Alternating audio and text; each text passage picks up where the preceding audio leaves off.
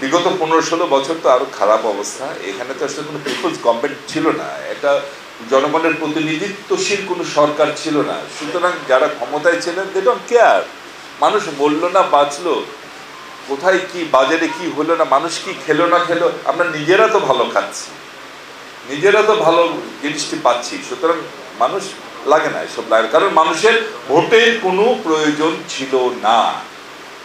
যাই হোক, আশা করছি সামনে জনগণের প্রতিনিধি একটি ভালো নির্বাচন হবে, একটি পরিচ্ছন্ন নির্বাচন হবে এবং ভালো ভালো মানুষরা, জনগণ ভোট দিতে কখনো ভুল করে না, জনগণ কিন্তু সবসময়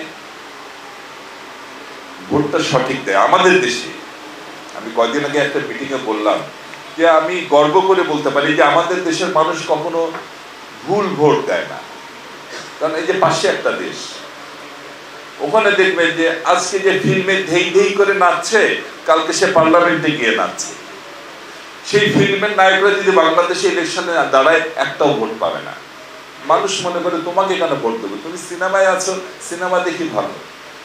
আবার আপনারা হয়তো বলবেন কই ফেরদৌসরা তো গেলাম দেখলাম কত পার্লামেন্টে, এটা তো ভাই ভোট না, এটা হচ্ছে উচ্ছ্বসিত বিয়ের মতো। হাসিনা যাকে পছন্দ হয়েছে যাও তুমি তোমার পার্লামেন্টের মেম্বার, উনি ইচ্ছা মতো বানিয়ে দিয়েছেন, ভোট তো আর হয় নাই।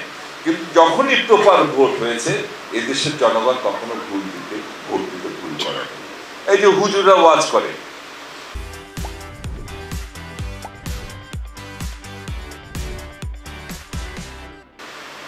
মানুষ দেখবেন যে সারা রাত ধরে ওয়াজ শুনবে, কি কি বলবে শুনবে, পারলে বাসায় ডেকে নিয়ে যে দাওয়াত খাওয়াবে।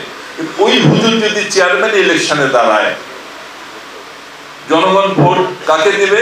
তাকে না, যে লোকটাকে রাতের বেলা মধ্যরাত্রে গিয়ে দরজা নক করে বলবে যে আমার এই সমস্যা হয়েছে, আমার একটু সমাধান করে দেন, যে লোকটা ঘুম ভেঙে গিয়ে তার বাড়িতে যাবে, সেই লোকটাকে ভোট। এটাই আমাদের বাংলাদেশের ঐতিহ্য।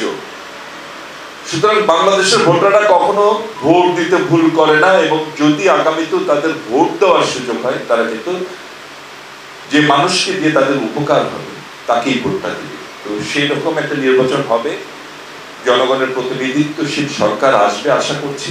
যদিও নানা রকম ষড়যন্ত্রের কথা শুনি, তবে মানুষ এবার এত বেড়া হয়ে গেছে ইলেকশন নিয়ে যে কত আর 15-16টা বছর ধরে তারা কোনো ভোট দিতে পারে না। একটা ভোট, আমরা একটা মানুষকে, এদেশের মানুষকে আমরা ভালো পরিবেশ দিতে পারি না, ভালো স্কুল দিতে পারি না, ভালো হসপিটাল দিতে পারি না। একটা মাত্র অধিকার নিয়ে এসে জন্মগ্রহণ করে, তা হচ্ছে ভোটাধিকার। সেই ভোটাধিকার থেকেও আমরা তাদের বঞ্চিত করছি। 15-16টা বছর ধরে মানুষ ভোট দিতে পারে না।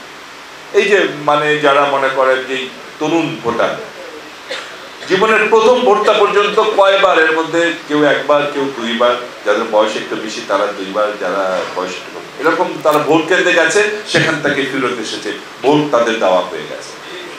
সুতরাং এই ভোটাধিকার নিয়ে আর কোনো ষড়যন্ত্র আর মানুষ বরদাস্ত সহ্য করবে না এদেশের মানুষ। যদি আবারও এরকম কোনো পরিকল্পনা হয়, আবার যদি কোনো প্রচেষ্টা হয়, এবার কিন্তু মানুষ একদম রাস্তায় নেমে যাবে যে আর হবে না, আর আমরা সহ্য করবো। আমরা এবার ভোট দিতে চাই, আমরা আমাদের সরকার চাই, আমাদের পিপলস রিপাবলিক অফ বাংলাদেশ জনগণের দেশ। জনগণ নির্ধারণ করবে কে রাষ্ট্র ক্ষমতায় থাকবে। সেই জনগণকে বাদ দিয়ে বহু হয়েছে ষড়যন্ত্র, বহু খেলা হয়েছে। এবার আমাদের দেশকে আমরা আমাদের হাতে ফিরিয়ে নিতে চাই।